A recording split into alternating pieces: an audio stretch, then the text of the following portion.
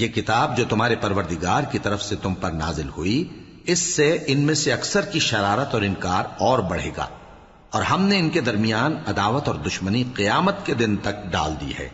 جب کبھی انہوں نے لڑائی کی آگ جلائی، اللہ نے اس کو بجھا دیا، اور یہ ملک میں فساد کے لیے دوڑتے پھرتے ہیں،